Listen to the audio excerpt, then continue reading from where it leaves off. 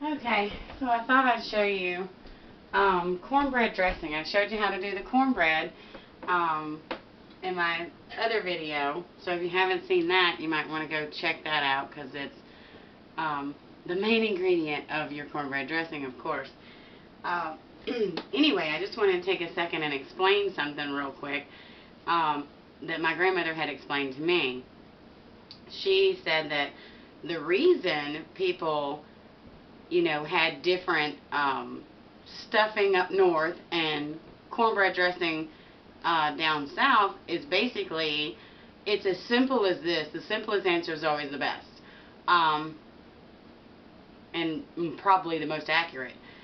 Up north they had more industry, so they had factories that could make the bread and everything like that, and then the ladies could make something out of it, so therefore they came up with stuffing, and they stuffed it inside the bird.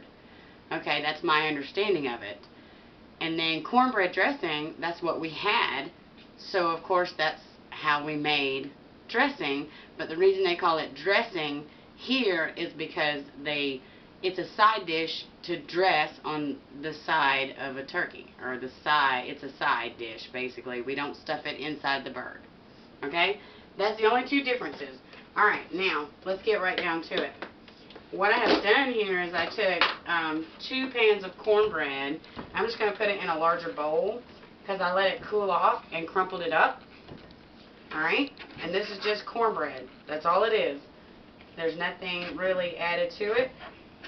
And all I did was crumple it up and let it cool off. And I'm just going to make dressing out of it. Okay, I don't want it to go everywhere. Okay. Now, you need a big old bowl. Okay? Alright, I'm going to take a half a stick of butter and I'm going to put it in this pan over here so that I can, I like to cook my onions a little bit before I mix it in with the cornbread. So I'm going to take a half a stick of butter and I'm going to take some onions. It's probably about not even 3/4 of an onion for all this dressing because onion is a really strong flavor. Now a lot of people use celery. My grandmother used celery, but not everyone at our house likes celery all that much. So I'm just going to leave that out today and just show you the kind of spices that goes in it. Now you don't want to put a lot of salt because you're going to add, here, let me clean it off. You don't want to put a whole lot of salt in your dressing, and here's why. The chicken broth you're going to add to it already has salt in it, so I'm going to go ahead and just pepper it just ever so slightly over the top. Okay? And it's probably about, I want to say 2 or 3 teaspoons for all of this dressing. And then I'm going to use seasonal salt to season it with because I love seasonal salt. It makes a great spice to season things with. Alright. A little bit of garlic powder. Not much at all because you're going to have the onions. Alright. So not even a teaspoon of that. And then I'm going to have some Tony's Cajun seasoning because I put that on a lot of things. Probably maybe 2 tablespoons of that because I like it. Alright, now here's the tricky part. You want to put a little bit of poultry seasoning in it, but not a lot. Okay, so just a few little shakes of that. A little dab will do you on that. Same with the sage. You want to put a little bit of ground sage in it, but you don't want it to all taste like sage. So that's about enough. Okay? Just a few shakes, just enough to flavor it. Okay? Alright. Now, I have a can of chicken broth here, and I'm going to mix the chicken broth in. A lot of people put egg in their dressing. I don't. That's fine. If you like it that way, it's great. Go ahead and do that, but I just don't. I make mine to taste for our family. That's probably the best way to explain it. Alright, now your onions and your butter have kind of blended together a little bit. You don't want to cook them all the way. You just kind of want that butter to melt a little better. And then you can start adding your liquid in. And like I said, just a can of chicken broth. Just plain old chicken broth. Or you can make your own chicken broth if you have time. I don't seem to have that much time on Thanksgiving because I'm trying to do a lot. So, alright. So you want the 1 can of chicken broth and probably 2 cups of water. Just plain old water, and I can't find, anyway, I can't find what I'm looking for. That's fine. Just wing it.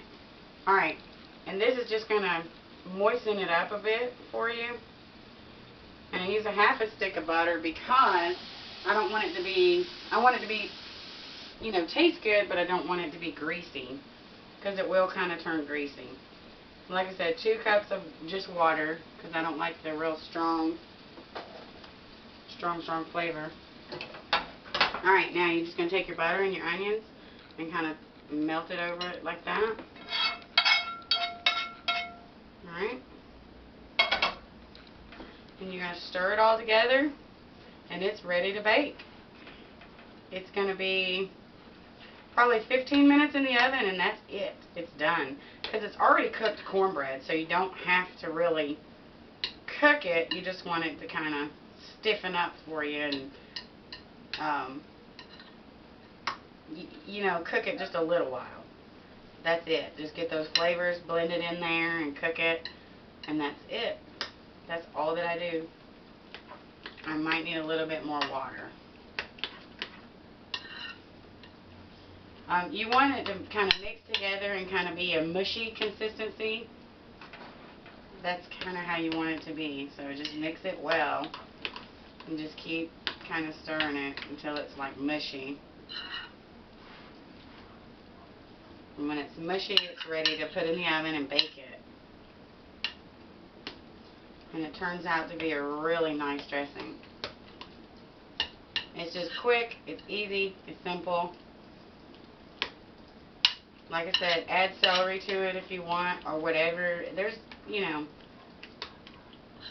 really no rules. You can add whatever kind of spices or whatever you like. If you like celery, put it in. If you like onion, put it in. If you don't like onion, leave it out. Alright. See the consistency of it's like mush. Now, it'll be a, you know, a better consistency, but you don't want it to be too dry when you take it out of the oven, but you don't want it to be this consistency either, where it's just mush. Okay? Alright, and that's pretty much it. I'm just going to put it in this pan, bake it for about 15 minutes, and it's done. And I bake it on 350 for 15 minutes. That's it, and that's all.